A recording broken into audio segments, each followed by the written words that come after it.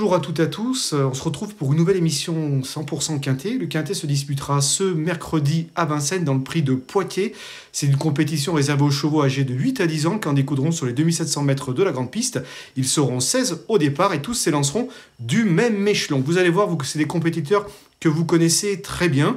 On peut dégager quelques bonnes bases, c'est vrai, mais vous allez voir, les épreuves relativement ouvertes sont plusieurs à pouvoir prétendre à un bon classement dans cette épreuve. Donc n'hésitez pas à inclure quelques outsiders ou élargir faire des longues pour éventuellement placer quelques outsiders parce qu'on n'est pas à l'abri de surprises également. Allez, sans plus attendre, on entre dans le vif du sujet en brossant le tableau des partants. Allez, tout en haut du tableau, c'est le numéro 1, Fétiche Atout. Il n'a pas de marge, mais avec le bon déroulement, il peut accrocher une place à une cote intéressante. Je n'oublie pas que lors de sa dernière sortie à Vincennes, il égalait son record. Il trottait 1,11,9 sur plus court. C'est gage que le cheval est en forme. Le numéro 2, Gueule de Bassière. Elle vient d'être remarquée par sa fin de course dans un quintet référence. Cette jument régulière fait partie des belles chances de l'épreuve, mais elle n'est pas la seule. Le numéro 3, Gold d'Herpé. Ce compagnon d'entraînement de Gueule de Bassière est extrêmement régulier et il aura, à juste titre, des partisans. Le 4, Goutte du Houbé. Elle fait une rentrée, mais n'est pas hors d'affaire pour une petite place en fin de combinaison, mais ce n'est pas une priorité. Le numéro 5, Gibus. Il vient de bien gagner pour son retour aux montées et là, pour ce retour à l'attelé, il fait partie des premières chances de l'épreuve. Le numéro 6, Gali du Goutier. Je ne la condamne pas sur sa récente disqualification pour son retour au trot monté, une spécialité où elle est peu confirmée. Elle a gagné, on se souvient, en début de meeting dans un quintet où elle battait plusieurs concurrents qu'elle retrouve. Le numéro 7, Guide-moi de Forgan. C'est l'un des chevaux de classe du lot. Il vient de gagner l'épreuve référence et j'en attends une confirmation. Pour moi, c'est une base. Le numéro 8, Galbarinja. Il a la qualité pour bien faire dans un tel lot. Même s'il n'a pas couru depuis le 22 novembre, il a déjà bien fait sur sa fraîcheur et il mérite tout de même crédit dans cette compétition. Le numéro 9, Éclair Gold. Avec le bon parcours, il peut s'immiscer dans le quintet. Le numéro 10, Esteban Giel. Il vient de bien terminer 5e de FaceTime dans un lot supérieur. Pour moi, il fait partie, comme d'autres, des candidats aux places. Le numéro 11, Fanatic Flash, pardon. Il est régulier et sa place est à l'arrivée une nouvelle fois. Le numéro 12, Jimmy Dupomereux. Il n'a été battu que par Bordeaux-Est dans le Grand Prix de Noël à Cannes-sur-Mer. Ligne est plutôt bonne et on l'a déjà vu bien faire à Vincennes, notamment au niveau quintet. Et il aura des ambitions. Le numéro 13, Giant Chief. Il a affronté des lots supérieurs dans sa jeunesse. Il fait partie des chevaux de classe du lot. Et voilà, je lui accorde tout de même crédit. Je lui accorde crédit dans cette épreuve. Le numéro 14, Esperanzo. Il n'a pas de marge, mais malgré tout, il peut surprendre avec le bon déroulement, pourquoi pas, pour les amateurs de cotes. Le numéro 15, Faya Kaluma. Elle a terminé 3e quand même au début d'hiver de FaceTime de Galileo Bello. La ligne est plutôt intéressante. C'est une jument qui a de la qualité, ne répète pas toujours, mais attention, si elle a le bon déroulement, ça peut bien se passer, pourquoi pas. Elle peut jouer un bon rôle dans cette arrivée. Le numéro 16, Godéo, il est bien engagé, mais il fait partie avant coup des outsiders.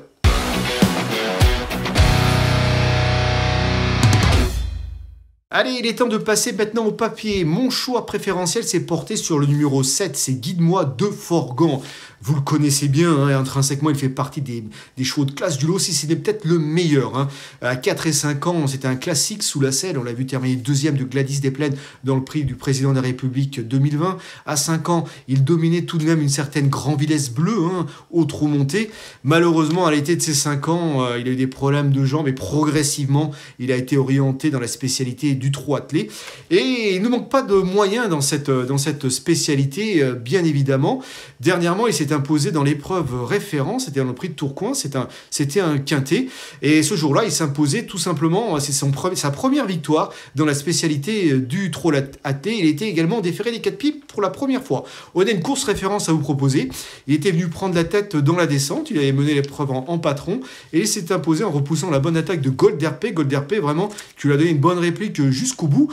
La performance de Gold d'Herpé était vraiment bonne parce que il était à un moment donné, il était obligé à peu près de se rapprocher en épaisseur à un moment donné avant de reprendre le dos de Guide-moi de Forgan à 600 mètres de l'arrivée et il a fait que gagner du terrain dans la phase finale. C'était vraiment une épreuve intéressante. Il y avait également Gueule de Bassière dans cette épreuve qui a été reléguée à l'arrière-garde à l'entrée de la ligne droite. Elle était encore dernière. Elle a fourni une fin de course, très bonne fin de course. Plus près, elle aurait joué un rôle actif à l'arrivée. Et il y avait également Fétiche Atout qui terminait 8e. Donc le cheval est resté bien, comme a déclaré Philippe Cattel, son entraîneur dans nos colonnes pour Guide-moi de Forgan.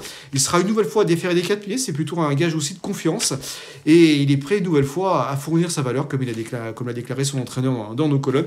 Moi j'y crois, et pour moi c'est une des bases, si ce n'est la base de cette compétition. Alors qui pour le contrer, j'ai pris un autre cheval de classe, il s'agit du numéro 13, c'est Giant Chief, hein. Lui aussi, hein, il fait partie des chauds de classe de cette épreuve, hein. Faut pas oublier que dans sa jeunesse, il a affronté les meilleurs de sa génération à 4 et 5 ans, hein. Il possède de solides références au niveau semi-classique.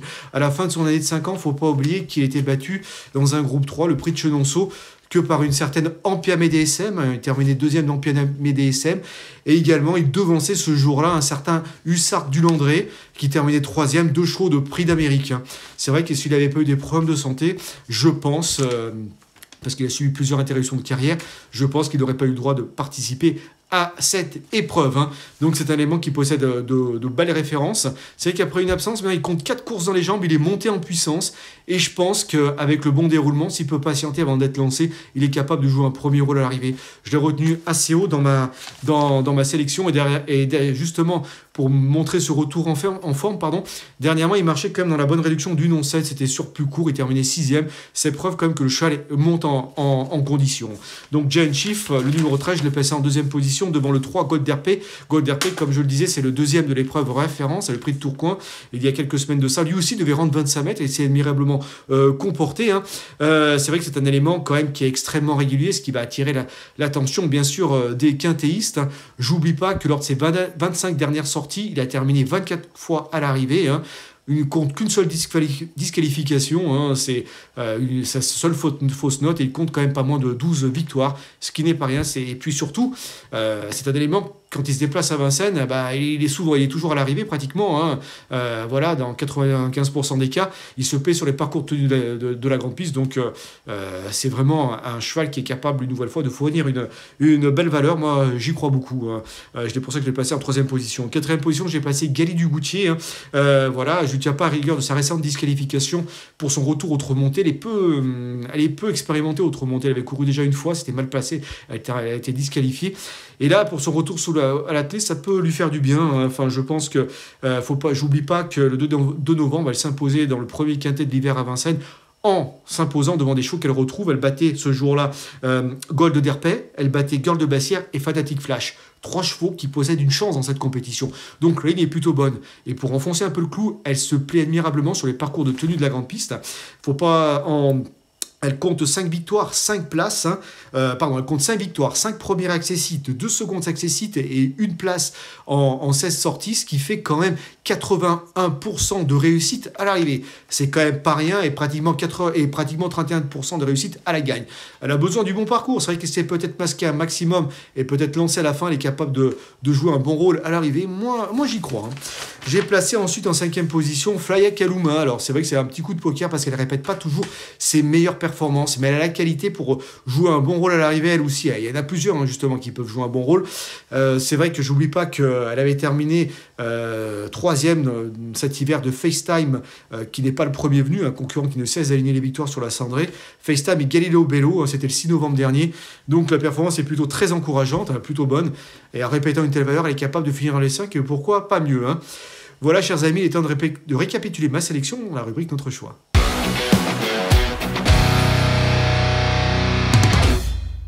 Allez, dans la rubrique Notre Choix, tout au long de ma sélection, j'ai placé le 7 Guide-moi Forgan, suivi du 13 Giant Chief, suivi du 3 Gold d'Herpé, du 6 Gali du Goutier et du 15 Flya Kaluma.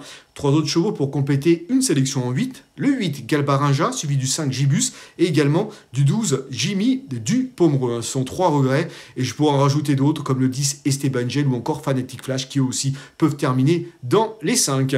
Un petit cheval du jour également vous proposer, toujours en Vincennes en Réunion 1, c'est le 603, Calsfella. C'est un sujet estimé par son entourage, je crois capable de pouvoir monter sur le podium. Eh bien écoutez chers amis, laissez-moi vous remercier de votre fidélité et j'en profite bien sûr en ce début d'année pour vous souhaiter une très bonne année 2024. Meilleurs vœux à vous. Merci à vous d'avoir suivi cette vidéo. Alors pour vous abonner à notre chaîne YouTube, c'est ici. Et pour suivre encore plus de vidéos Paris Turf, c'est de ce côté.